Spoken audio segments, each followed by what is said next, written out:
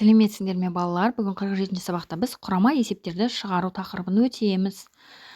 Құрама тақырыптарға арналған есептерді шығарады екенбіз, иә? Бірінші тапсырмада есепті шығару.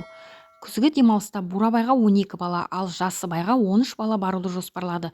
Олармен 2 ересек адам бірге барады. Барлығы неше адам демалуды жоспарлады дейді. Барлығын берілген жазайық, иә? Бурабайға 12, Жасыбайға 13, ересектен 2, сонда барлығы қанша? Ол үшін Бурабайға да Жасыбайға да баратын балаларды қосамыз, және оған ересек адамның санын қосамыз, иә? 12-ге 13-ті қосамыз 25, 25-ге 2-ні қоссақ 27. Сонда жауабы барлығы 27 адам демалуды жоспарлады. Енді екінші тапсырмаға қарайық. Оқжетпес шипажайында 50 адам, ал Алтынай шипажайында 40 адам демалып жатты. Олардың 30-ы үйлеріне кетті. Шипажайларда неше адам қалды дейді.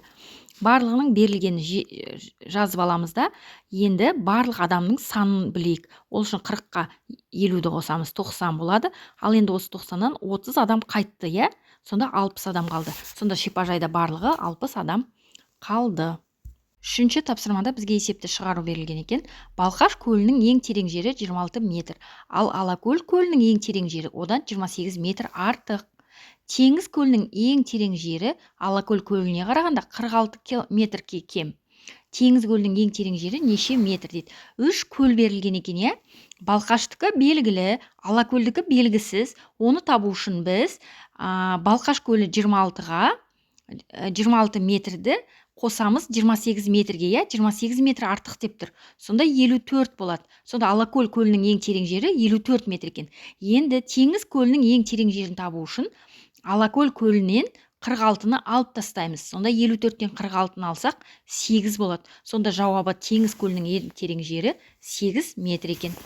Төртінші тапсырмада Гүлзарда 47 гүл өсіп тұр. Оның 21 раушан, 13-і райхан, ал қалғандары қалампыр гүлдері. Гүлзарда неше қалампыр гүлі өсіп тұр дейді. Барлығы 47, иә? Енді осы 47-ден 25 пен 13-тің қосындысын азайтамыз. Я, раушан мен райханның санын. Сонда 47-ден 38-ді аламыз, сонда 9 қалады. Яғни жауабы Гүлзарда 9 қалампыр гүлі өсіп тұр. Бесінші тапсырмада бізге салыстыру берілген екен, 56-дан 17-ні алу, екінші жағында 27 қосу 14 дейді. Әрине 56-дан 17-ні алсақ 39 болады, ал 27-ге 14-ті қоссақ 30, 41 болады, яғни 41 үлкен 39-дан. Екіншісі 100 алу 72 дейді.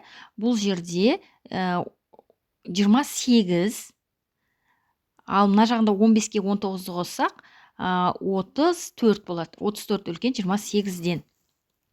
Одан кейін 80 алу 46, бұл жерде 34 болады. 72 алу 38, бұл жерде 34 болады. Яғни 34 тең 34 болады. Енді 16-ға 35-ті қосайық. 16-ға 35-ті қосақ 51 болады. Ал мына жағы 26-ға 27-ні қосайық 40, 53 болады. Яғни 53 үлкен 51-ден. Енді 6-шы тапсырманың теңдеулерді шешу берілген екен. S алу 27 тең 63 дейді. Бұл жерден S-ті табу үшін 63-ке 27-ні қосамыз. 63-ке 27-ні қосақ 90 болады. Сонда тексеру үшін 90-нан 27-ні алайық, 63 болды, иә? Ал теңдіктің мына жағда 63 болып тұр. Енді 75 алу X тең 39 дейді. X-ті табу үшін 75-тен 39-ды аламыз. Сонда X-іміз 36-ға тең болады. Енді тексерейік. 75-тен 36-ны алсақ 39 болады. Теңдіктің мына жағда 39-ға тең. А қосу 38 тең 61. Осы жерден А-ны табу үшін 61-ден 38-ді аламыз. Сонда А-мыз 23-ке тең болады. Енді 23 қосу 38, 61 болады, иә? 61 тең 61 болады. Жетінші есепте балалар Қазақстан деген тақырыпта сөздер тауып ойын ойнады. Гүлзат 13, Назерке 19 сөз айтады. Ал Айбек Гүлзат пен Назеркенің сөздерін бірін алғандағы 9 сөзді кем атады. Бірге алғандағы дейді, бірге алғандағы. Айбек қанша сөз тапты дейді. Берілген жазамыз, Гүлзат 13, Назерке 19 сөз, Айбек 9-ға кем сөз. Енді алдымен Гүлзат пен Назеркенікін қосамыз. Сонда 13-ке 19 қоссақ 32 болады, Енді осы 32-ден 9 сөзді алып тастаймыз. Сонда 23-ке тең болады. Сонда жауабы Айбек 23 сөз тауыпты.